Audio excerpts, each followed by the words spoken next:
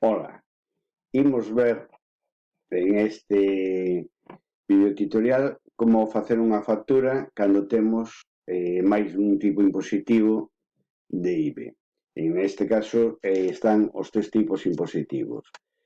O primeiro que temos que ter en conta é que antes, cando facíamos nas unidades anteriores o reparto dos gastos para os produtos, era un reparto que facía o cliente para saber a cada produto cal era o precio, o custo real polo que lo comprara, non? Que facíamos eso, importe da mercadoría, menos o desconto que tiña ese produto, máis os gastos dese produto.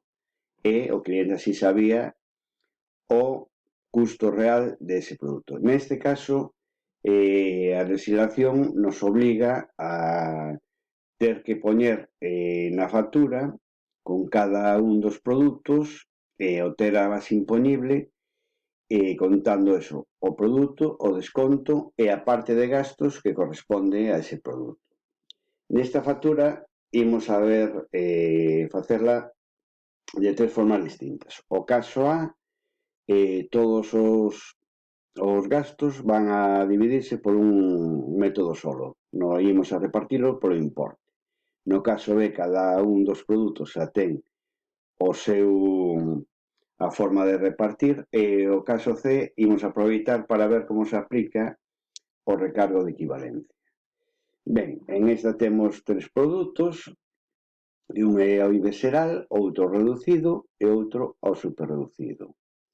E hai dous que teñen un desconto dun 10% e outro un 25%. E temos tres gastos, portes, seguros e embalaxes.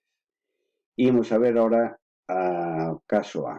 No caso A, os tres produtos vanse repartir polo importe. E facemos como facíamos antes para facer o reparto. Primeiro calculamos o total da mercadoría sen os gastos, pero incluindo os descontos. Entonces facemos o de sempre, unidades por euros unidade menos o desconto do produto H, F e G. E calculamos o total da mercadoría. Ata ahora vemos que é igual que antes. O que vos decía antes, unha factura con varios tipos impositivos, vamos a omitir para que non salga en vermello, non nos importaba saber antes, cando calculábamos o custo unitario, que parte dos portes lle correspondían, que parte da embalaxe ou que parte dos euros, senón que parte dos gastos lle correspondían a ese produto. Agora non, temos que saber de cada un deles que parte lle corresponde de portes, que parte lle corresponde de seguros e que parte lle corresponde a embalaxes. Xa digo que isto é por legislación. Entonces, o primeiro é que non podemos sumalos. Neste caso que temos tres produtos, unha de dúas, ou facemos como antes, unha regla de tres por cada produto, con cal faríamos 9, ou podemos facelo polas porcentaxes. Polas porcentaxes o que facemos é, ao que mirábamos antes, do total do produto lle vai a corresponder o 100% dos gastos, entonces ao importe parcial do produto X no produto H lle corresponderá X. Facemos a operación e nos dá un 11,18%. Facemos a seguinte o mismo e nos dá un 22,54%. E na terceira o mismo e nos dá un 66,28%. Fixados que ahora a diferencia de poñer aquí o importe do gasto e poñemos o 100%. Facemos a comprobación, sempre conveniente comprobar que estas operacións están ben, e se asumamos tenos que dar 100. Entón, ahora como sabemos que cantidad lle corresponde aos portes? Pois o produto H, se o total dos portes son 85, o 11,18% que nos dá, que quere decir que corresponde 9,50. Como o produto F correspondía un 22,54%, por 85, 19,16. E o produto G, que corresponde un 66,28, 56,34. Como sempre, vamos a completar o que falta o símbolo do euro, facemos a comprobación 9,50, 19, 16 e 56,84, 85. Eso quer decir que o temos ben. Eso repetiríamos o mismo con o resto dos gastos.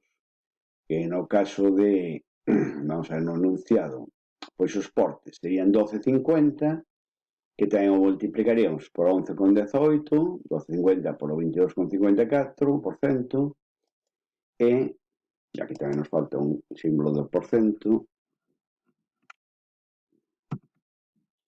e 66,28 por os 12,50 de antes. Faríamos a comprobación e repetiríamos o mismo con as embalaxes.